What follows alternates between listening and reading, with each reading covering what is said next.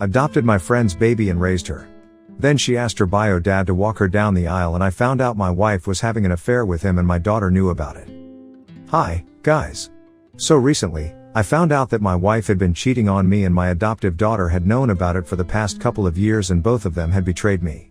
My soon-to-be ex-wife Taylor, 57F, and I, 58M, have been together for almost 30 years and married for 25, after having met in our college days. We also adopted a daughter together a few years after our marriage, Emily, 22F. Taylor and I had been trying to get pregnant for quite some time but were struggling with fertility issues, so when one of our common friends approached us to ask if we would be willing to adopt his kid, we agreed. This friend, Jackson, 58M, was someone we had met when we were in college, and back then, he was your typical trust fund frat boy. After graduation, we didn't exactly stay in touch, but would occasionally meet on the birthdays of our other friends. And then, one year, he reached out to us out of the blue and told us that he had heard from a couple of people that we had been struggling with infertility and it was none of his business, but he thought he had the perfect solution to both our problems. He told me that he had accidentally gotten one of his girlfriends pregnant and neither of them wanted to keep the baby. So naturally, they had thought about putting the baby up for adoption, but after he heard about my wife and I wanting to have a baby of our own, he decided to reach out to us because that way, he wouldn't have to go through the trouble of contacting any agency and waiting and stuff at all. By then, it had been slightly over a year that Taylor and I had been trying to get pregnant and hadn't had any luck, and also, after discussing it with her, we decided to go ahead with the adoption because it was the best option for all of us. Even before Emily was born, we had all the legal paperwork done with, and after she was born, her biological parents would only remain in touch with us for a couple of months before starting to fade out of her life.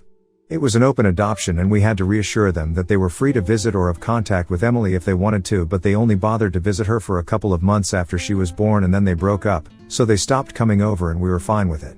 Emily's biological mother moved away and never reached out to us again, and we went back to having minimal contact with Jackson until Emily turned 3 years old, and after that, even Jackson had no contact with us anymore.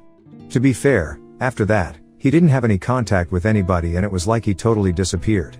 From what I had heard, his father had suffered some serious losses in business and had to sell their company and a lot more, so even they had to relocate because they couldn't start afresh here.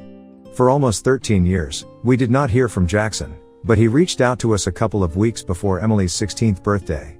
That was 6 years back, and I remembered he had sent us an email, telling us that he was finally back in town and was starting a new restaurant of his own and that he wanted to meet us and Emily. I was a bit skeptical about it because honestly, this guy had not been in touch with us for the past 13 years and now, all of a sudden, he wanted to reconnect with us and our daughter. It was a bit too sudden. He hadn't even told us what he had been up to in the past decade, just that he was back and he wanted to meet us, so I was unsure of whether we should give him a chance or not, but after speaking to Taylor, we decided to meet him without Emily first. When we met for the first time after all those years, he finally told us what he had been up to, and it was actually quite sad. Before his dad's company started failing, he had been a total brat, and I suppose most of you guys are aware of how stereotypical rich trust fund kids usually behave.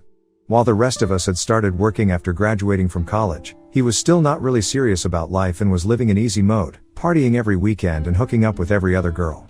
He did have a position in his dad's company, but it was only a nominal one and it was not like he actually had to do any work for it, so things were pretty simple for him. However, after they moved away, he had to start afresh and actually start taking things seriously, so he had to start applying for jobs. Unfortunately, since neither his grades were any good, nor did he have any experience in the real world, it was very difficult for him to find anything that he wanted to do. His parents were also struggling to cope with the loss of everything that they had known and would constantly be fighting with each other at home. It was with great difficulty that his family had managed to get one of their relatives to help them out and let them stay with them, and his father had started working under his uncle, continuing the legacy of their family business which he had left earlier.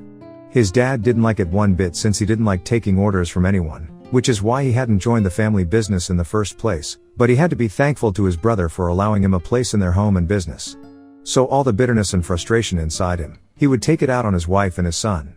Within a year, it became absolutely impossible for him to continue living with his family, and he decided to take a low-paying clerical job, so he would have some money of his own and would be able to move out.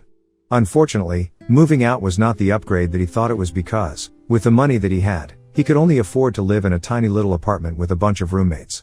He just kept thinking about his life and how humiliating it was for him to be living like this right now, and that pushed him into depression. He tried to keep in touch with his family, but he was so bitter about everything that eventually, he decided to go no contact with them. Things just kept getting worse for him mentally, and after a few years, he started developing alcoholism, and eventually, that led to drugs. During that time, he kept getting fired and jumped from one job to another, but made sure that he had enough money to pay for his addictions.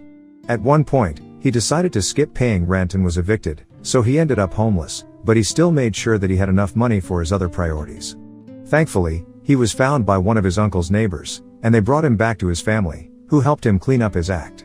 They had him sent to rehab and stuff, and he had been clean for 2 years by the time he finally came back here. His uncle had put him in touch with a few investors, and he had some savings of his own as well, so he came back here with an intention to be better this time around. He wanted to start by setting things right with us because he thought that he had kind of abandoned us. Even though he had put Emily up for adoption, he had promised that he would try to be part of her life, and now, he wanted to at least be able to give himself a chance to live up to that promise that he'd made. That's why he wanted us to let Emily meet him, and then, that was another discussion altogether, because I remember that Taylor was all for it, but I was still not on board with it because it would be too much of a shock for Emily. She knew that she was adopted, but I didn't want to push her into a weird situation by introducing her biological father into her life after she hadn't known him even in the slightest for all those years that he had been missing. So my wife and I decided that we were going to ask her, and only then would we go ahead with reintroducing Jackson into her life again. When we spoke to Emily, I tried to keep things neutral, but Taylor decided to take a different approach and made it sound like Jackson had been through a lot of stuff, and now, only having Emily in his life would make it better. I thought it was a bit manipulative, but Taylor told me that she was only being honest with Emily and that she deserved to know everything about why her biological father had not been in his life for the past 13 years, so she could make an informed decision. Anyway, eventually, Emily decided to meet him, and I still regret allowing that to happen because they did get along well, and for a couple of years initially, things were going great. But then, unfortunately, the pandemic happened, and he had to shut his restaurant down. It was incredibly sad because that restaurant was supposed to be his dad's way to get back on top, since they had been throwing around the idea of running the restaurant together as partners, and with his father's business expertise, they would be able to get back to their former life once again, and wouldn't have to rely on his uncle anymore. Even after the pandemic, he wasn't exactly able to get things back on track with his restaurant, and that's when he started hitting the bottles, around 3 years ago. Personally, I feel like he just stopped putting in effort because he had been quite depressed during the pandemic and had been struggling with money, but refused to take any help from us. And after the restrictions were lifted, it was like he had lost the will to do anything at all and just kept drinking all day. Whatever little money he made from the restaurant, it was enough to just keep him going and pay for his living expenses, but that was about it. We tried to help him through it, but I don't think he was interested in getting any help. He just wanted to keep drinking, and I started to think of him as a very deadbeat kind of person, because even though he had friends willing to help him and the support of his family, it was like he had given up on himself, and you can't do anything with people like that. On top of that, it was even more annoying for me that Taylor and Emily constantly kept pitying him, as if he was not about who had given up. Anyway, I couldn't exactly say anything about it because Jackson was already going through so much. I didn't want to be cruel. Taylor and Emily kept in touch with him, and occasionally, Taylor would even help him out with money, since in recent years, it had become very apparent that he was struggling as he had to move to a really small apartment as well. Emily also took care of him, and we visited him occasionally since he was never in a condition to come visit us. I thought we could do without these visits as well, since it was all quite depressing, but they thought that it would be quite heartless of us to do so. So it was obvious that we had wildly differing opinions on the entire situation. This was how it had been for the past couple of years. And then recently, earlier this year, Emily got engaged to her high school sweetheart, and it brought all of us together. We were all equally excited for it, but things kind of went sour for me when, at the engagement party, Emily decided to publicly ask my wife and her biological father to walk her down the aisle. Obviously Taylor and Jackson were overjoyed, but most people just noticed me being completely thrown off by this decision, since I had been totally blindsided. I knew that she had a soft spot for Jackson because he had been through a lot in his life, but ultimately, I was her father. I was the person who had actually raised her, and I had assumed that I would be the one to walk her down the aisle. It had always been a dream of mine. So when she did not ask me, I was quite shocked, and later on, she explained to me that the only reason she had asked Jackson and not me was because she felt like it would do a lot of good for him and probably keep him off the drinks around that time.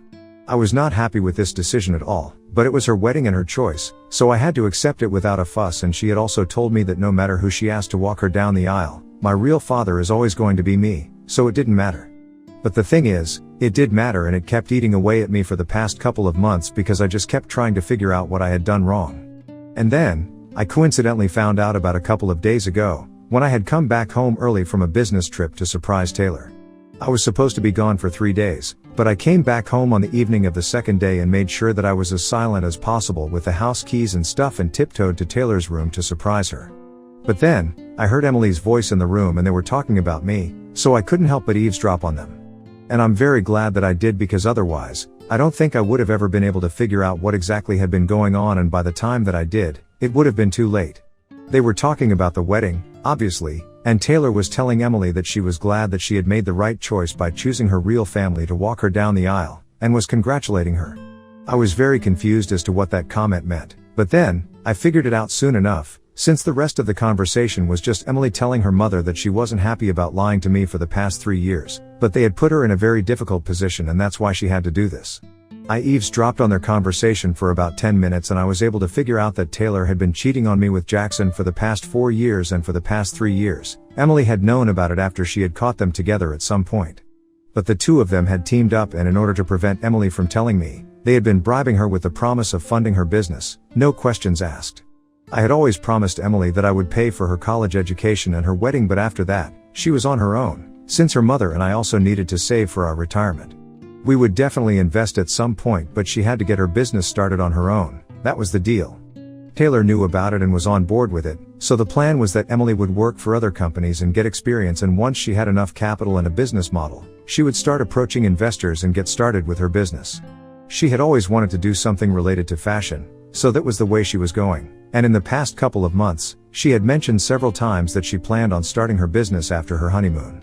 I was kind of worried about where she was going to get that kind of money from, because she had only been working for 1 year and I didn't think that was long enough to have either experience or money, but after overhearing that conversation, I figured that it was probably Taylor who was going to help her out in the future. From what I know, after the honeymoon, Taylor is going to invest in the business that Emily is starting off on, and that's what they had been discussing for the most part. I still have no idea what part Jackson has to play in all of this, because from what I know, he's a deadbeat guy and does not have any money of his own. I guess the fact that he is like that is pathetic enough for Emily to keep their secret. But after I overheard that conversation, I was devastated and I just tiptoed back out of the house and into my car so I could drive away. I was a mess after that because I had no idea how to deal with this or even process any of this, and I just kept driving for a while until I got to a hotel. Once I was there, I did something very impulsive, and I started calling up all the wedding vendors whom I was supposed to pay. The wedding is 3 months away and I had to start securing the deposits for the decor, florists, and a couple of other vendors. The groom's family and I were splitting the cost of the venue and catering, and according to the contract, we couldn't get that money back, but before I made any other payments, I decided to cancel their deals altogether because I was pulling out all the finances from the wedding. Since it was quite obvious that Taylor had been promising to fund Emily's dreams, she could fund this one as well. After speaking to the vendors and telling them that they need not contact me for the money, because I was out, I decided to put up a post because I felt like this was something that everybody needed to know.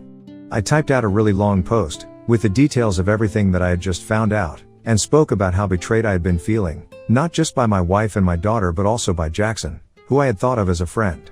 All three of them had broken my heart, especially Taylor and most of all, Emily.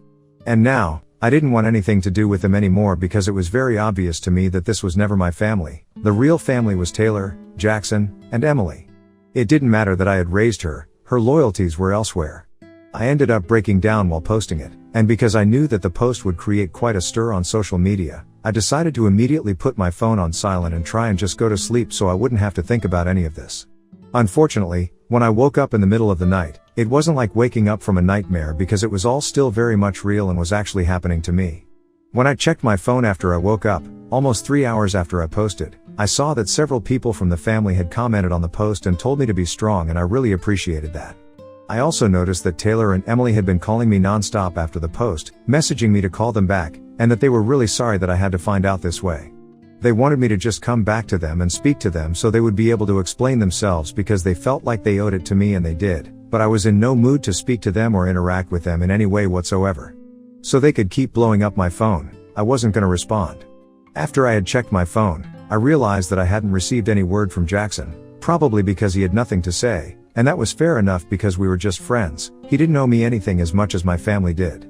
But then, things got worse the next day when I woke up around noon and noticed that Taylor had stopped calling me, but Emily was still trying to get in touch with me, and she wasn't apologizing and telling me to come back home in her messages anymore. She was telling me that I had ruined everything for her.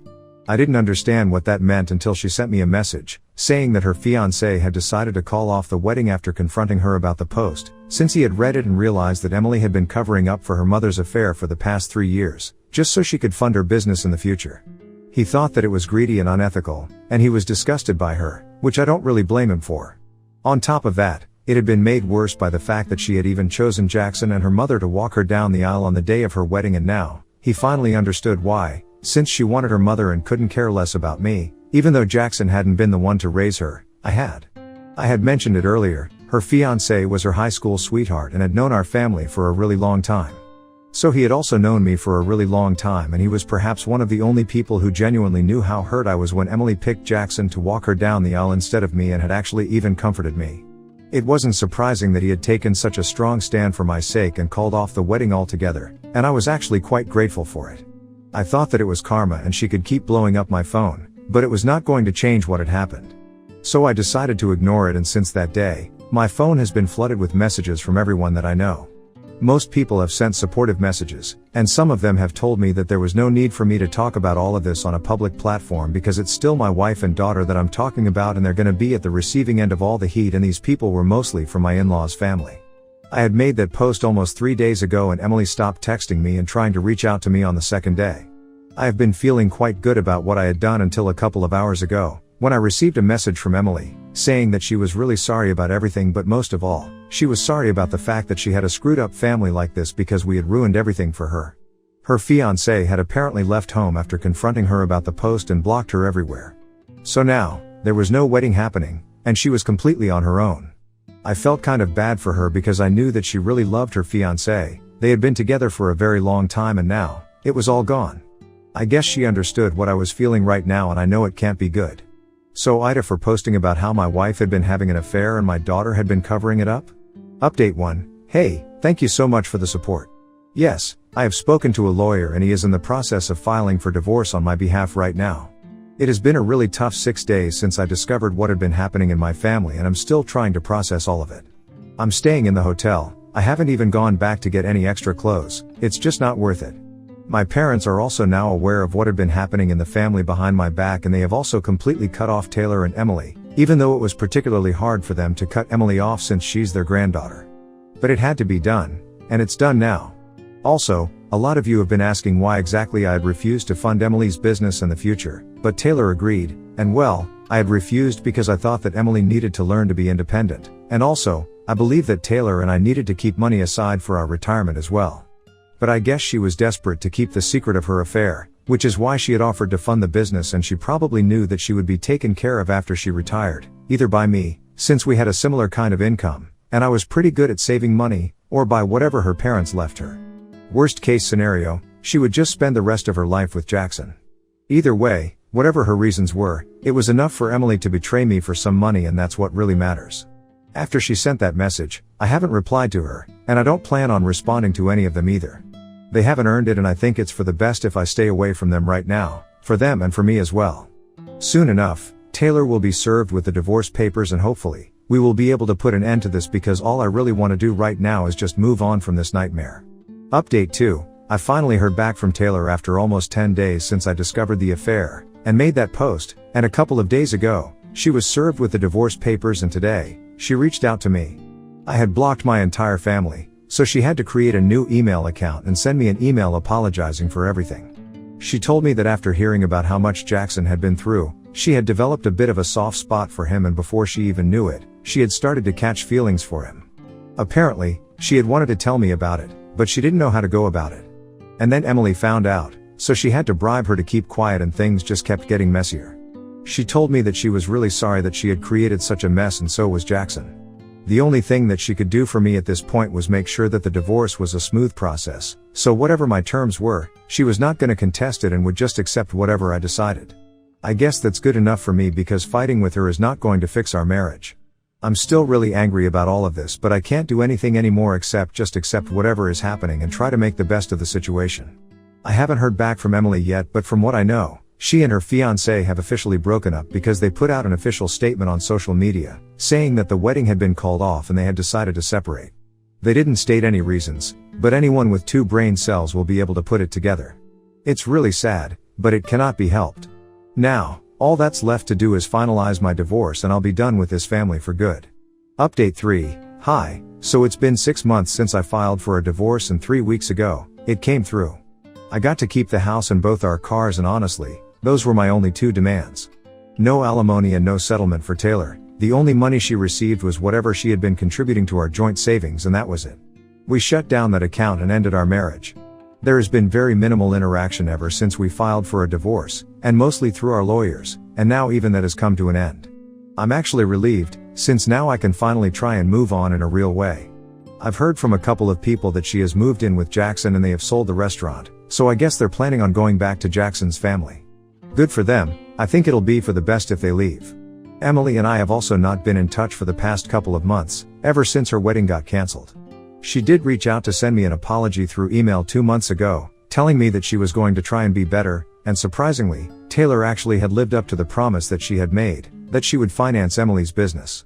So now that she had money, she was going to start working on a business model and told me that I did not have to forgive her, but nevertheless, she was still going to try and be a better person. And I wish her all the best, I really do.